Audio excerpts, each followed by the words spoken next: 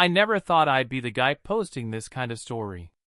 You know, the ones you read on Reddit and think, man, that could never happen to me. But here I am. My hands are shaking as I type this because even now, months after it all came crashing down, it doesn't feel real. I'm 38, from a small town in Pennsylvania. I'd been married to my wife, Emily, for 10 years. We met in college. She was this fiery, brilliant woman who could light up a room with her laugh. I fell hard and fast.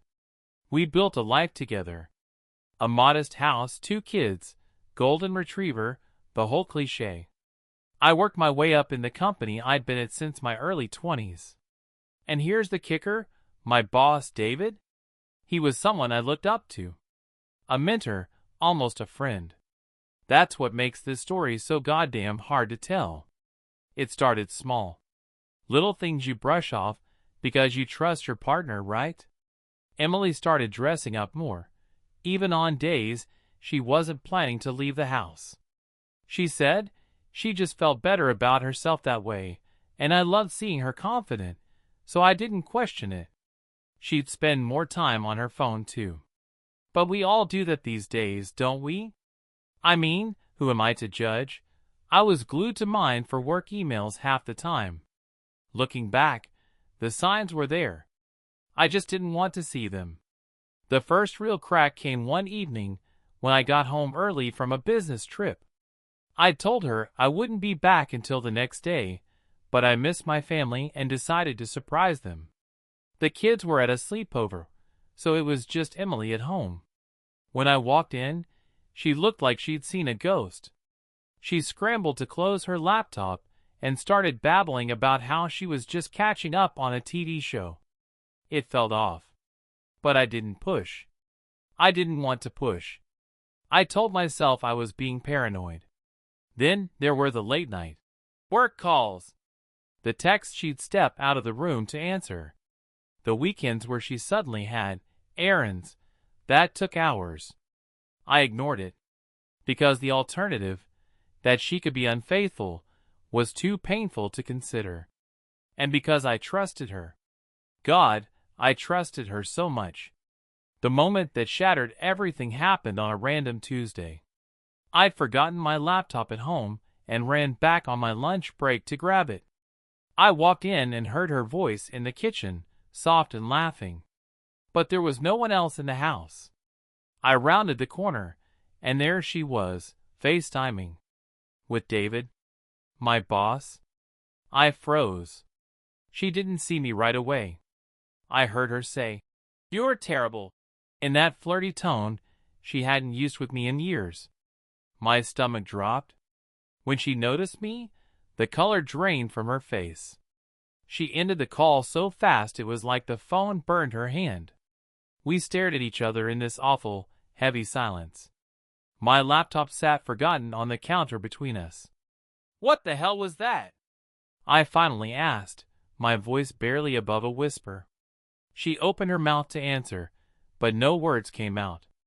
She looked like she was about to cry, and for a second I felt sorry for her.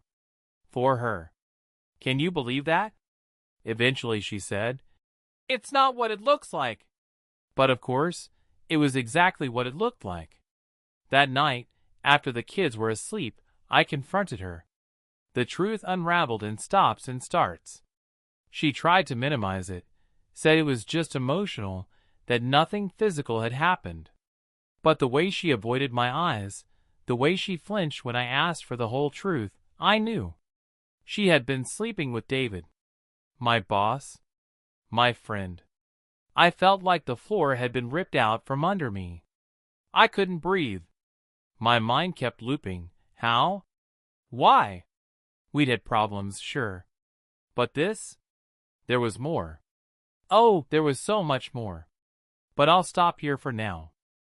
After that night, after she admitted to the affair with David, I thought I'd hit rock bottom. But I was wrong. The next morning, I didn't go to work. I couldn't. How the hell was I supposed to face him?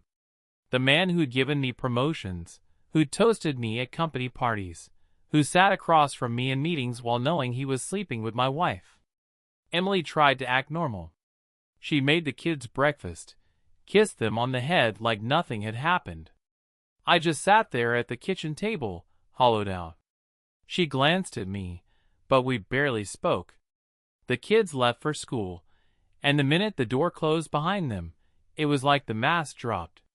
She broke down, crying, apologizing, swearing she'd end it, begging me not to tell anyone. That was the first time I saw the fear in her eyes. Not guilt. Fear. I asked her how long it had been going on. She said a few months. Said it started during late-night work calls when she felt alone and unseen. I asked her if they'd been together in our bed. She hesitated too long before shaking her head. I knew that meant yes. And then she dropped a bomb I wasn't ready for. She said, "David's not the only one." I felt like the air got sucked out of the room. I asked her what the hell she meant, and she confessed there'd been another man months before David. A coworker from a different department. A one-time thing, she claimed. A drunken mistake at a conference. I just stared at her. My world tilted. This wasn't just one bad decision. This was a pattern. A part of her I never saw, never wanted to believe existed. And the worst part? David wasn't done. Later that day, I got a message. An unknown number. It was him.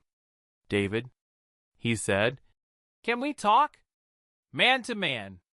I didn't respond. But he kept texting. He said he was in love with her. Said he never meant for it to happen, but now that it had, he couldn't just pretend it didn't. Said he thought maybe Emily and I weren't happy anymore, that maybe she felt trapped. Reading his words made my blood boil. The nerve of him, like he was doing me a favor, like he was saving her from a bad marriage. That night, I confronted Emily with the messages. She looked shocked, like she didn't expect him to reach out to me. She swore she hadn't known he'd do that. She told me she didn't love him, that she was ashamed, that it was over. But the damage was done. The next few weeks were hell. I barely slept. I couldn't eat. I started drinking more than I should have, just to numb the gnawing ache in my chest. I went through her phone, her emails, anything I could get my hands on. I hated myself for it, but I had to know the truth. And that's when I found the burner phone. Tucked in the back of her closet, inside an old purse she never used. It was like a bad movie cliché. The messages on it made everything so much worse. David, the other coworker, and God help me, a third man. Some contractor she met while organizing a charity event through work. Nothing as long-term as with David, but the messages were explicit enough. That was the moment I knew our marriage wasn't what I thought it was. I was living in a stranger's house. After finding that burner phone, something inside me snapped. The grief turned into something sharper. Rage, maybe. Or clarity. I don't know. But I decided I couldn't keep pretending. I took a couple days off work. Called in sick. Truth is, I couldn't face David without risking doing something I'd regret. I mean, this was the man who shook my hand, smiled at me, gave me advice on how to advance my career, all while stabbing me in the back in the most personal, gut-wrenching way possible. But avoiding him didn't make the problem go away. The texts kept coming. From him. From Emily, trying to smooth things over. I couldn't eat. Couldn't sleep. The lies haunted me every second. Finally, I couldn't take it anymore. I went to work. Walked straight into David's office without knocking. I still don't know how I kept my composure. My hands were shaking. My voice was low but steady. "I know everything," I said. His face went pale. Literally lost all color. He tried to play dumb at first. Said he didn't know what I meant. But I wasn't having it. I laid it all out. The texts. The burner phone. And then, here's the twist. David wasn't the one who had started it. He told me, quietly, like he was ashamed, that Emily came on to him. That he resisted at first. That he felt guilty every second. That he tried to stop it, but she kept pulling him back in. I didn't want to believe him. But then, he said something that made me stop cold. She told me you were cheating on her first. That you'd had an affair, and she was just getting even. I felt like I'd been punched in the gut. Because that was a complete lie. I'd never cheated. Never even thought about it. So I went home. I confronted Emily. And after hours of arguing, she admitted it. She had told David I was unfaithful. That I didn't love her anymore. That I was cold. She said she needed to justify what she was doing to him, and maybe to herself. I sat there on the edge of our bed, staring at the floor, realizing just how deep the betrayal went. It was the lies she told about me. And then came the final blow that night. She told me she thought she was pregnant. I'll stop here. Because that night? That was the moment I realized my life wasn't just falling apart, it had been blown to pieces. When Emily said she thought she was pregnant, the room went silent. I couldn't even process it at first. My ears rang, like my body was trying to block out the words. I asked her, my voice barely holding steady, "Is it mine?" She just stared at me, wide-eyed, lips trembling. That was all the answer I needed. Something inside me hardened in that moment. The grief, the pain, the humiliation, they didn't disappear. But they got buried under something stronger, resolve. I wasn't going to let them, her or him, ruin me. That night I slept on the couch, but I didn't really sleep. I stayed up making a plan. The next morning, I went to HR. I reported David, not for the affair, because let's face it, that's not illegal. But for the conflict of interest, the abuse of power, the hostile environment it created for me. I brought evidence.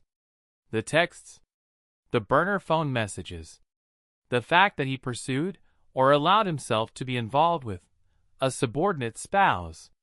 HR couldn't sweep it under the rug. He was suspended pending investigation. And I didn't stop there. Word got around the office fast. David's reputation? Shattered. His marriage? I didn't have to lift a finger. His wife found out soon enough. I heard through the grapevine she kicked him out that same week. And me? I kept my head down at work. I did my job. I was the model employee while he spiraled. But that wasn't the end of it. I hired a lawyer. Filed for divorce. I wasn't playing nice anymore. I fought for custody of the kids, for the house, for everything I'd built. And Emily? She fell apart. David didn't want her after all. He was too busy trying to salvage what was left of his own life. She tried reaching out to me, crying, apologizing, saying it was all a mistake. But I was done listening. Her friends started distancing themselves. Our neighbors, who used to wave and chat, stopped inviting her over. The people who once thought she had it all together saw through her now. As for the pregnancy? False alarm. Or maybe she lied about that too. I'll never know. I started hitting the gym again. Stopped drinking. Focused on my kids, my work, my own healing. For the first time in months, I felt like I could breathe. And then came the day I saw David in the parking lot, alone, disheveled, a shell of the man he used to be. He tried to approach me, tried to say something. I didn't even give him the satisfaction of a response. I just walked away head high. The days after I walked away from David in the parking lot felt surreal. I kept replaying that moment in my mind, his disheveled face, the desperation in his eyes. For months, I'd imagined confronting him, shouting at him, maybe even throwing a punch. But in the end, the quiet victory of turning my back on him was more satisfying than any outburst could have been. I threw myself into the divorce proceedings like a man possessed. Every spare hour I wasn't with my kids or at work, I was documenting everything, printing out messages, gathering records, working with my lawyer. I knew Emily would try to paint herself as the wounded party. That's what manipulators do when they lose control of the story. And she tried. At our first mediation, she showed up with this pathetic air of sadness, acting like I was being cruel for wanting primary custody. I kept my composure. I let my lawyer do most of the talking. And when it came time for me to speak, I kept it simple. I just want what's best for the kids. And that's stability. That's honesty. That's me. She flinched at that. Because for the first time, she couldn't twist it. When the court ruled in my favor, primary custody to me, with supervised visits for her, I felt this weight lift off my chest. Not because I wanted to punish her, but because I knew the kids deserved better than the mess she dragged us into. As for the house, that was another battle. Emily tried to argue that it was too much house for just me and the kids, that we should sell and split the proceeds. But the judge saw through that. He saw a father who'd kept the lights on, paid the mortgage, kept food on the table. And he saw a mother who'd blown up her own life. The house stayed with me. Emily moved into a small, run-down apartment on the edge of town. No more fancy furniture, no more curated social media posts about her perfect life. Just bare walls and an empty fridge. And that wasn't even the worst of it for her. Word about the affair had spread. I didn't say anything. I didn't have to. People talk. David's wife told a few close friends, and from there, it was wildfire. Emily's so-called friends started ghosting her. The other moms at school stopped inviting her for coffee or playdates. Even her own sister stopped calling as much. David? He disappeared. Quit the company quietly, trying to save face. I heard he moved to another city, started over. Meanwhile, I started over in my own way too. I dusted off my gym membership. I started going every morning before work. At first, it was just to burn off the anger, the hurt. But slowly, it became about something else, reclaiming myself. I watched the weight drop, the muscles return, the bags under my eyes fade. And at work? Without David there, I thrived. My coworkers saw me for who I was, a hard worker, a loyal employee, someone who'd kept his head up through a nightmare. I got a promotion within 3 months of David leaving. New role, new team, new respect. The kids? They noticed the difference. I was there again, fully present, not distracted by the stress, not snapping at them out of frustration. We started new traditions. Friday movie nights, Saturday hikes, lazy Sunday breakfasts. The house felt warm again. Emily tried reaching out a few times. Long, rambling emails late at night. She'd say she missed our family, that she wished she could undo what she'd done. I didn't reply. I had nothing left to give her. One night, I saw her outside the house, just standing there in the dark, looking at the windows, maybe watching us inside. I stepped out onto the porch. She froze. I just wanted to see them, she said quietly. I nodded, but didn't invite her in. That was the night I realized I wasn't angry anymore. Just done.